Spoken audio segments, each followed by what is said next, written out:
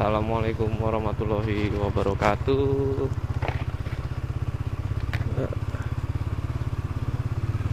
Ketemu lagi di Azing Bikers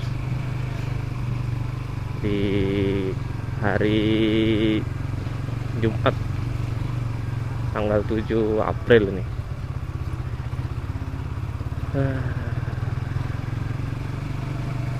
Perjalanan menuju tempat kerja sambil ngevlog.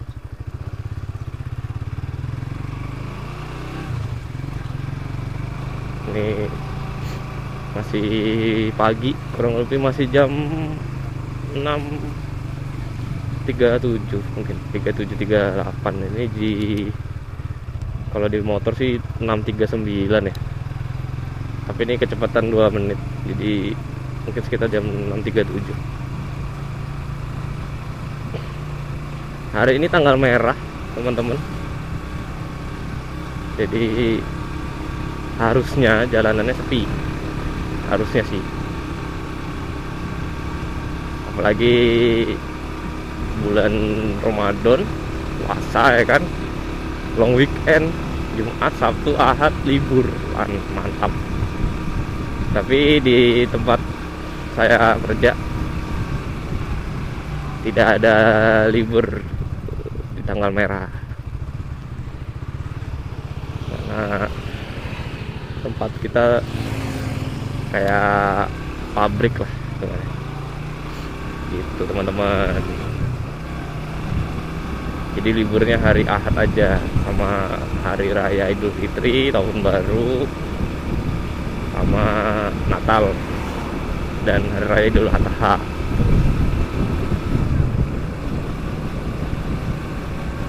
Ini cuaca dingin banget nih, habis hujan semalam. Padahal tadi pagi niatnya mau cuci motor, cuma karena hujan jadi sudahlah, nggak usah cuci motor lagi. Jadi ya masih kotor nih si Gixi.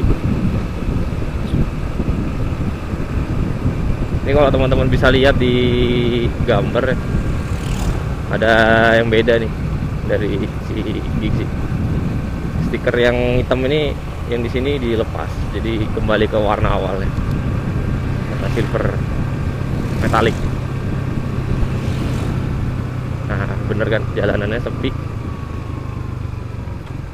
Ini kombinasi mantap untuk bersanteria nih di rumah. Jumat, Sabtu, Ahad libur, hujan, puasa, mantap. Tapi kita nggak tahu nanti di sekitaran Geraha Karyangau setelah diguyur hujan apakah macet, banjir, atau seperti apa, nggak tahu.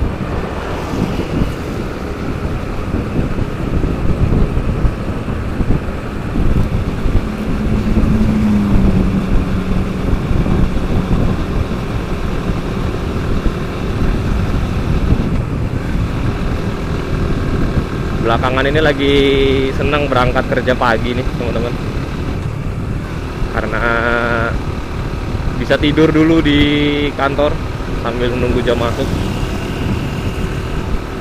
Jadi memilih untuk tidur sejenak di kantor daripada di rumah, karena kalau di rumah potensi telat cukup tinggi. Alhamdulillah. Alhamdulillah. Maaf. Biasa kalau pagi begini suaranya, bawaannya bersin.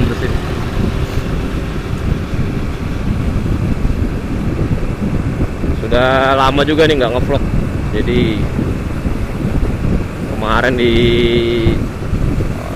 digugah lagi sama Dev27. Seneng banget itu si Suci menggugah saya untuk bikin ngevlog. Jadi ya ngevlog lagi lah, coba ngevlog lagi sih. Walaupun nanti mungkin tidak bisa sering, tidak bisa setiap hari, karena saya bukan daily vlogger. Kadang ada aja momen magernya gitu. Tuh ada truk, ada ekskavator. Oh, proyek pipa. Nah,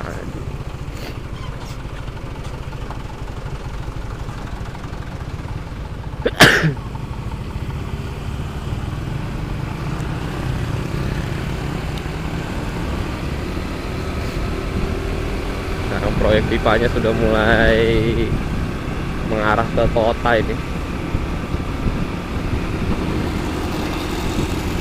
Oke, semoga cepat selesai lah proyek pipanisasi atau gas pasca bayar, sehingga jalan-jalannya udah bisa digunakan dengan baik.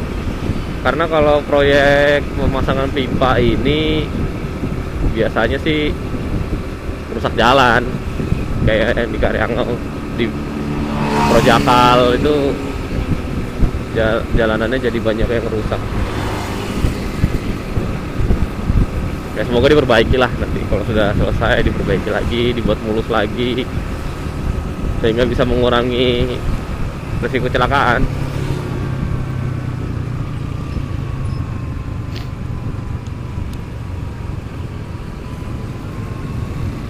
Ini kemarin kapan ya? Beberapa waktu yang lalu lah ya. Ganti brake fluid nih si Gixi barengan sama si Dev 27. Jadi Dev 27 kemarin ngajakin beli brake fluid dot 5.1 merek motor itu, ngajak beli bareng, lumayan lah. Jadi sama ongkir itu per orang 94.000, jadi kurang lebih 100 berapa? 188.000 ya sama ongkir. Ya nasib lah di Balikpapan. Kalau beli online gitu semua jadi mahal di ongkir. Kemarin beli kampas rem, beli filter udara address yang non ori harga 25.000, sama ongkirnya jadi 45.000 per biji, jadi 20.000 sendiri itu ongkirnya. Karena belinya berdua sama punya kakak, jadi agak hemat ongkirnya ya 40.000 kalau beli dua. Ya nasib lah, nasib. Jadi buat teman-teman yang mungkin di Pulau Jawa tinggalnya, bisa nikmatin free ongkir, bersyukur. Kalau di kami free ongkirnya tetap 20 ribuan. Kalau beruntung banget bisa dapat free sih. Nah, balik ke brake fluid tadi. Jadi apa sih yang dirasain? Ini reviewnya subjektif banget ya. Jadi kalau yang dirasain awal ganti brake fluid ke dot 5 itu enak, rasanya enak di tangan. Walaupun ini remnya masih aksial, master rem aksial, belum radial, tapi bisa presisi nih teman-teman. Nggak saya rasain ya. Bisa presisi itu maksudnya tidak on off gitu modelnya. Jadi kalau ditekan dikit ya dia udah mulai masuk rem gitu. Ditekan agak kuat sudah agak kuat remnya gitu. Mirip radial. Tapi lebih enak lah daripada aksial atau minyak rem biasa, brake fluid biasa. Terus kalau untuk dipakai jalan jauh belum dicoba karena belum ada agenda jalan jauh. Ini lagi banyak kerjaan di kantor, jadi bahkan Ahad pun kadang masuk. Yang nggak tahu nanti ini Ahad masuk lagi atau enggak karena ada proyek di kantor, jadi belum bisa jalan jauh. Sehingga belum bisa nge-review untuk penggunaan jarak jauh gitu.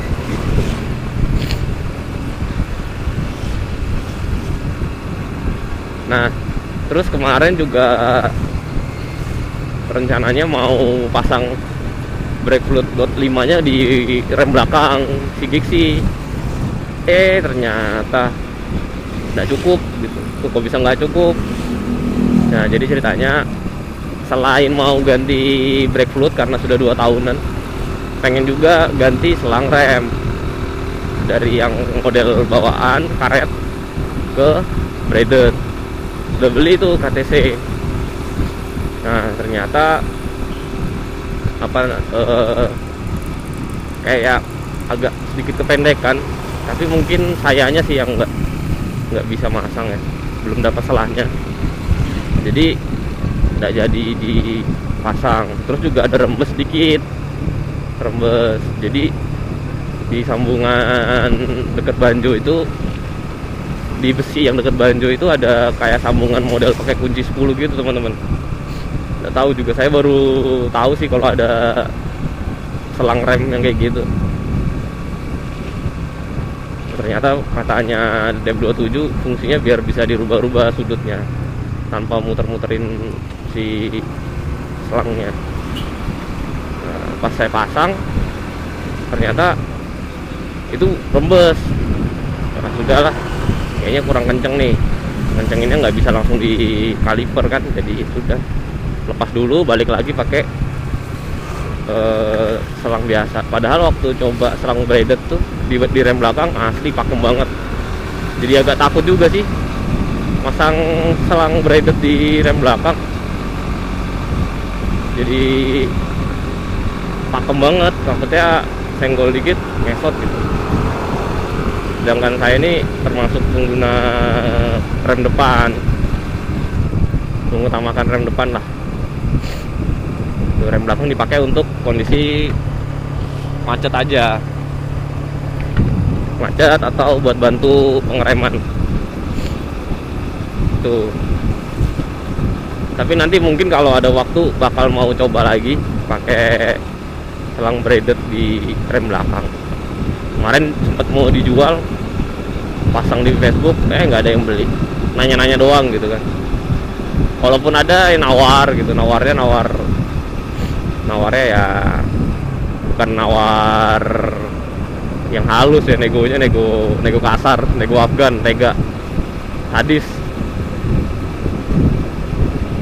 Nah karena tadi rembes, akhirnya udahlah balik pakai brake fluid dot 4. Kebetulan masih ada stok dot 4 di rumah, Preston yang warna bening. Ya udah deh, jadi pakai itu. Memang secara performa sekilas tidak terlalu seperti dot 5. Dot 5 enak kok, dot 5 enak buat harian gitu. Yang penting sih kuncinya satu teman-teman, bleedingnya harus benar-benar bersih, ngebuang gelembung palsunya itu harus bersih. Kok sudah ada tanda-tanda macet ini. Biasanya lancar jaya di sini.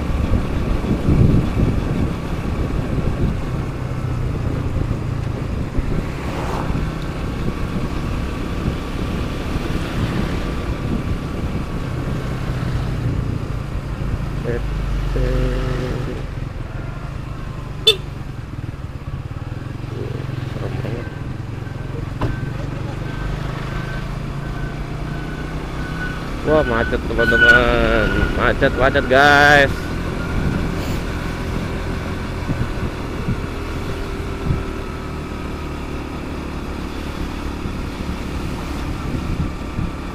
Kalau kondisi kayak gini tuh intinya tetap tenang, lampu sen kanan, ambil klakson kalau blind spot buat ngasih tanda. Terus pelan-pelan aja guys, pelan-pelan aja, nggak usah ngebut. Wih, rata.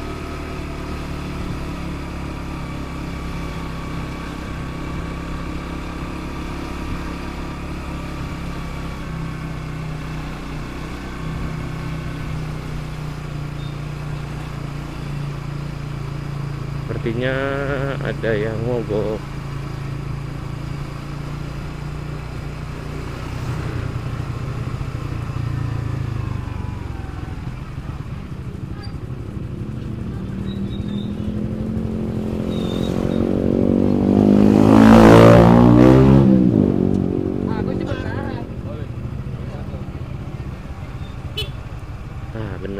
dengan mogok.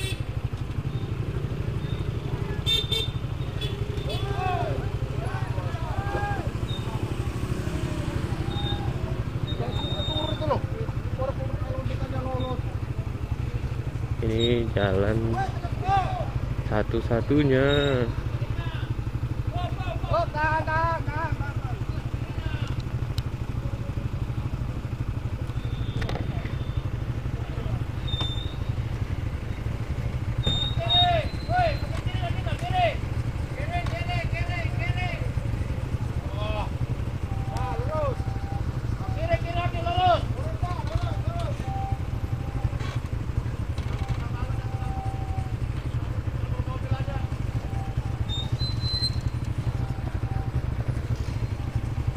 Oh, ini mogok. Lurus aja, lurus, lurus. Lurus.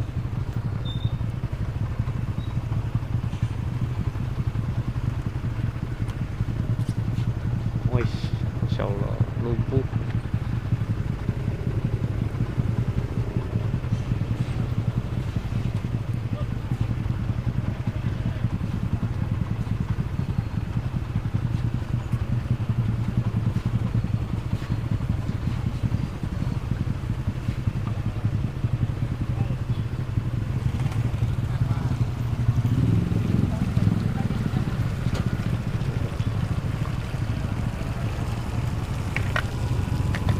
Wah, lumpuh.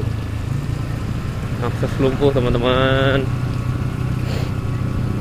Semoga bisa dievakuasi truk tadi ya. Kita kunci nih, nggak bisa kemana-mana ini.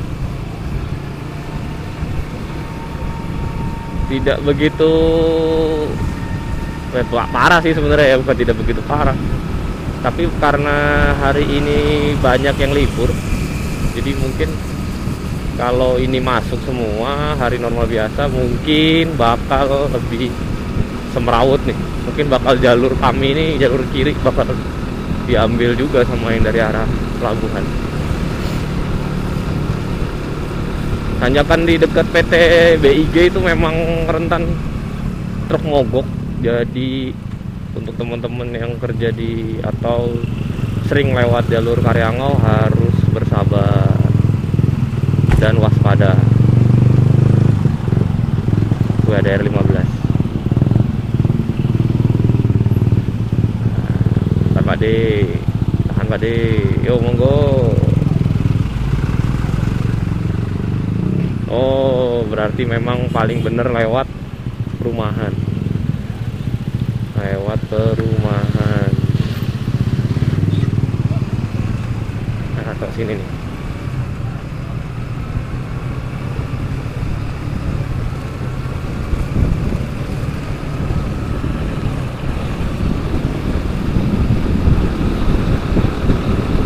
Jalur Karyangau ini memang jalur yang banyak apa ya, memakan korban. Tapi banyakkan korbannya adalah unit-unit yang tidak kuat menanjak. Truk tua. Jadi harus ekstra waspada dan juga jaga jarak aman saat melewati jalur Karyangau.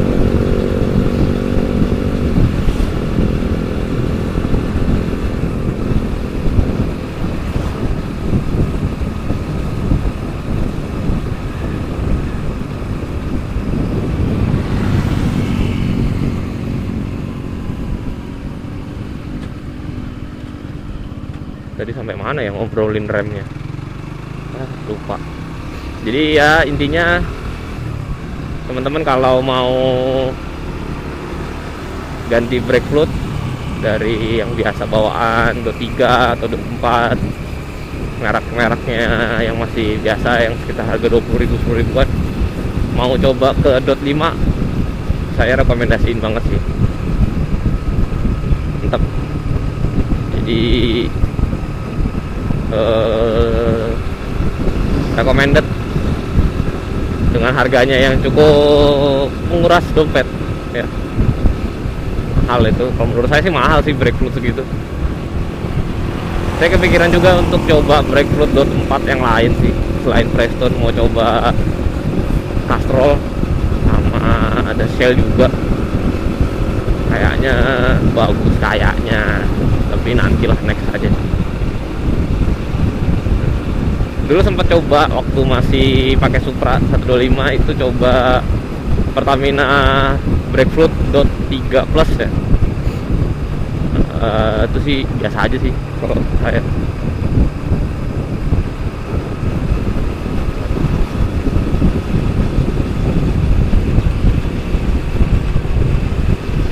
Ya intinya sebagus apapun sebagus apapun Breakfruit yang teman-teman pilih,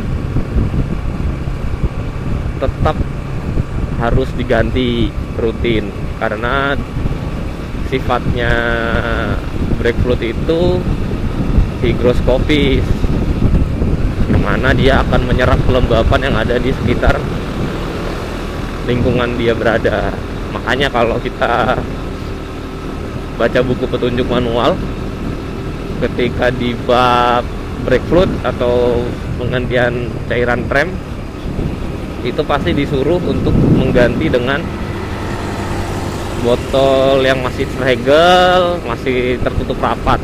Tidak disarankan menggunakan Breakfruit yang sudah dibuka. Jadi kalau sudah pernah dibuka, jangan lama-lama untuk digunakan, karena kalau udah lebih dari sebulan atau 2 bulan, khawatirnya ada air yang masuk, terserap kelembapan ke dalam Breakfruit tadi, sehingga menurunkan titik didih dari si Breakfruit tadi. Makanya kalau teman-teman perhatikan di botol Breakfruit itu ada dua titik didih basah sama titik didih kering. Nah, titik didih basah biasanya lebih rendah daripada titik didih kering. Maksudnya apa sih titik didih basah, titik didih kering? Yang saya tahu nih, titik didih kering itu adalah titik didih di mana Breakfruit belum terkontaminasi oleh air. Jadi baru tuang, itu baru buka, baru tuang. Nah, itu titik didihnya 200 derajat Celcius Fahrenheit misal. Jadi sekitar mungkin 150-an derajat Celcius, 170-an derajat Celcius. Tapi untuk wet boiling atau titik didih basahnya biasanya itu di bawah, jadi 130 derajat Celcius atau 120 derajat Celcius. Tuh, karena dia sudah terkontaminasi oleh air. Titik didih air berapa? 100 derajat Celcius dengan tekanan udara 1 atm. Tekanan udara di pantai. Nah, gitu teman-teman. Jadi itu yang paling penting. Kenapa Breakfruit harus diganti secara rutin? Ya salah satunya karena itu, menghindari titik didih basahnya terjadi atau terbentuk. Karena kalau sudah sampai terbentuk, ya sudah menurun kualitasnya, dan nanti lama-lama dia akan menjadi gumpal dan menjadi gel, kayak model Gatsby gel itu, Gatsby yang buat rambut, minyak rambut tapi yang gel. Nah kayak gitu nanti, jadi akhirnya tidak bisa menyalurkan tekanan dari master rem ke piston, sehingga remnya blok. Jadi buat teman-teman yang 5 tahun motornya belum ganti Breakfruit, silahkan sekarang dicek, diganti Breakfruitnya, jangan lupa. Oke, mungkin itu yang bisa saya bagi di pagi ini. Sudah dekat kantor, tetap safety riding, selalu berdoa sebelum berangkat menggunakan kendaraan. Assalamualaikum warahmatullahi wabarakatuh.